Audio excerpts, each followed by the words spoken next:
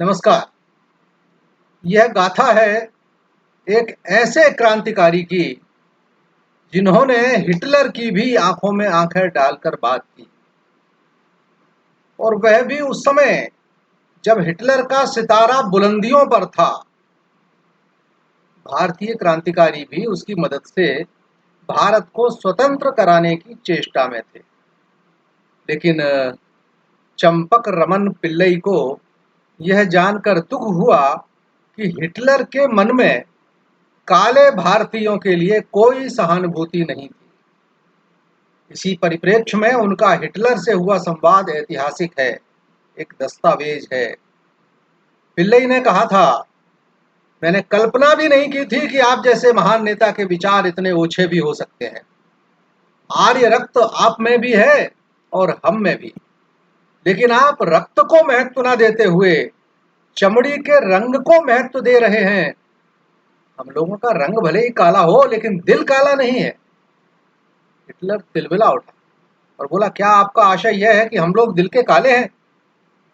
पिल्लई ने तुर्की बतुर्की जवाब दिया, आप जो भी समझें, हम भारतीय मृत्यु के भय से झूठ नहीं बोलते, सत्य बोलने से कभी नहीं डरते। आखिर कौन थे ये चंपक रमन पिल्लई? केरल के त्रिवेंद्रम नगर में 15 सितंबर 1891 को जन्मे होनहार छात्र चंपक रमन पिल्लई की योग्यता से प्रभावित होकर जंतु विज्ञान विशेषज्ञ अंग्रेज स्कॉटलैंड ने उनकी यूरोप में शिक्षा के लिए भारत सरकार से सिफारिश की थी। परिणाम स्वरूप 17 वर्ष की आयु में पिल्लई सितंबर 1908 में उच्च शिक्षा हेतु इटली पहुंचे। इटली के नेपल्स नगर में रहते हुए उन्होंने 12 भाषाओं पर अच्छा अधिकार कर लिया। उसके बाद जर्मनी पहुंचकर बर्लिन में उन्होंने इंजीनियरिंग, राजनीतिक विज्ञान और अर्थशास्त्र में पीएचडी भी की। एक इंजीनियर के रूप में उनकी ख्याति इतनी बढ़ी कि बड़े बड़े जर्मन उद्योगपति भी उनसे परामर्श लेने लगे। जर्मनी में ही उनका संपर्क लाला हरदयाल, तारकनाथ दास, वीरेंद्रनाथ चट्टोपाध्याय, सी के चतुर्वेदी, राजा महेंद्र प्रताप जैसे भारतीय स्वतंत्रता सेनानियों से हुआ, और फिर 1914 में आधारशिला रखी गई भारतीय राष्ट्रीय दल की। भारतीय क्रांतिकारियों के इस दल ने जर्मन सरकार से आग्रह किया कि वे भारत की स्वतंत्रता में सहयोग दें। डॉक्टर चंपक रमन पिल्लई ने जर्मन नाविक बेड़े में सम्मिलित होकर समुद्री युद्ध में दक्षता प्राप्त कर ली। यहां तक कि उन्हें यूरोप में आतंक का पर्याय बन चुकी जर्मन पनडुब्बी एडमन का द्वितीय कमांडर नियुक्त कर दिया गया। इस दौरान उन्होंने अनेकों यूरोपीय जहाजों को तबाह किया। एक बार तो उन्होंने तय किया कि वे अंडमान निकोबार जाकर स्वातंत्र वीर सावरकर को काला पानी की जेल से मुक्त करा लेंगे। किंतु दुर्भाग्य से जब वे वहां अंडमान के नजदीक पहुंचे, 11 नवंबर 1914 को यह पनडुब्बी नष्ट कर दी गई। पिल्लई किसी तरह जान बचाकर एक नाव द्वारा भारत के तट पर लगे और एक मछुआरे के यहाँ शरण ली।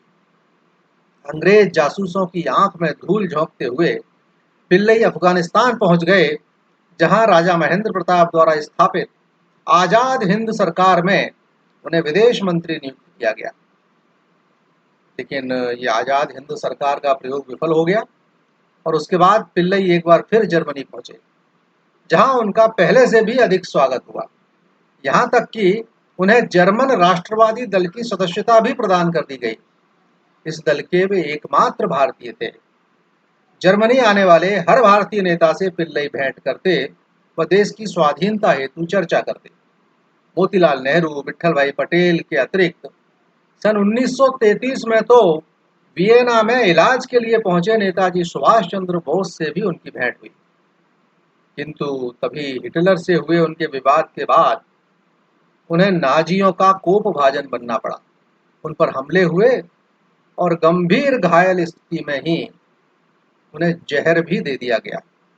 यहाँ तक कि उन्हें कोई इलाज भी मुहैया नहीं करवाया गया जर्मनी में, और उनकी विवश पत्नी लक्ष्मी देवी उन्हें लेकर प्रशिया पहुंची, जहां 23 मई 1934 को भारत का यह महान सपूत चिर निद्रा में सो गया।